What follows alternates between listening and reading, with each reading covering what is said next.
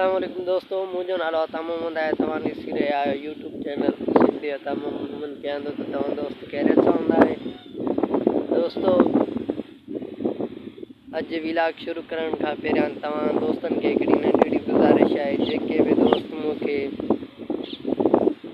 YouTube channel ते पहिरियों दफ़ो ॾिसनि था उहे मूंखे सब्सक्राइब करे छॾनि, मुंहिंजे चैनल खे लाइक कनि, कमेंट कनि ऐं शेयर कनि।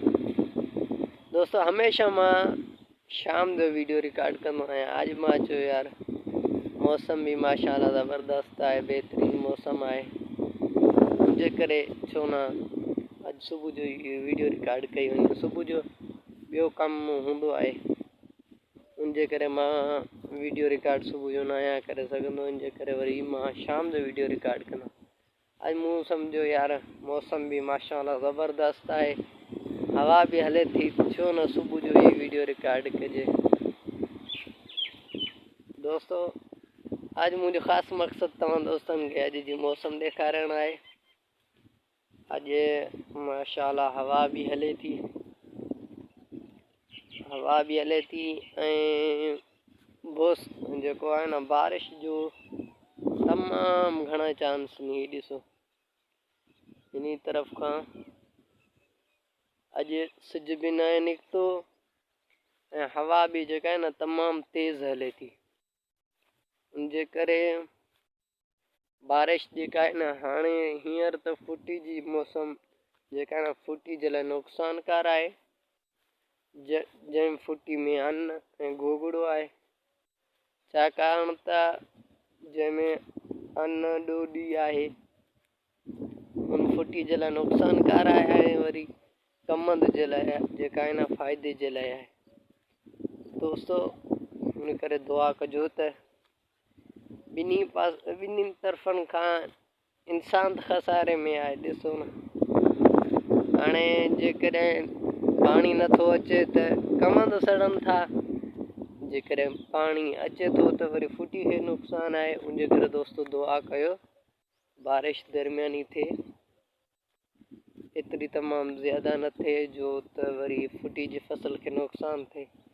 नुक़सान खां रब बचाए, छाकाणि त हारियुनि जे लाइ फसल खां सवाइ ॿियो कुझु बि न हूंदो आहे। ग़रीब मिसकीन माण्हू जेके न पंहिंजो पेट जो गुज़र ई फसल ते कंदा आहिनि, ॿियो न उन्हनि वटि को कारोबार हूंदो आहे, न को अहिड़ो ॿियो को ज़रियो हूंदो आहे। हारी जो मुकमिल जेको आहे न डिपेंड ऑन फसल ते ई कंदो आहे। जेकर तव्हां दोस्तनि खे गुज़ारिश आहे त दुआ कजो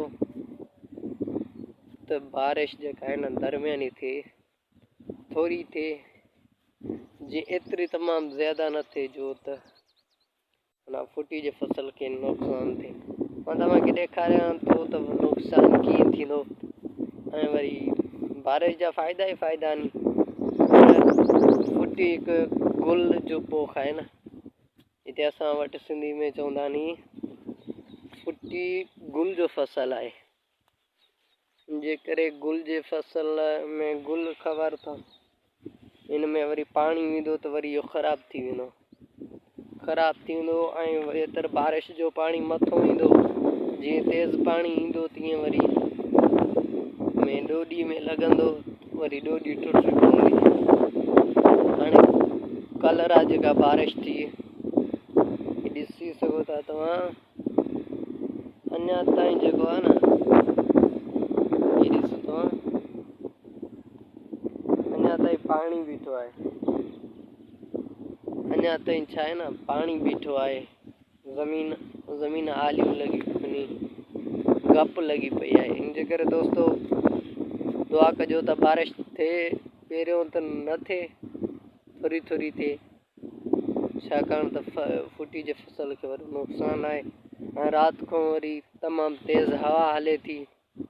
उमेद कयां थो त दोस्तों मुंहिंजी अॼु जी वीडियो तव्हांखे पसंदि आई हूंदी। जेकॾहिं तव्हांखे पसंदि आई आहे त लाइक कयो, कमेंट कयो, शेयर कयो, वॾी महिरबानी।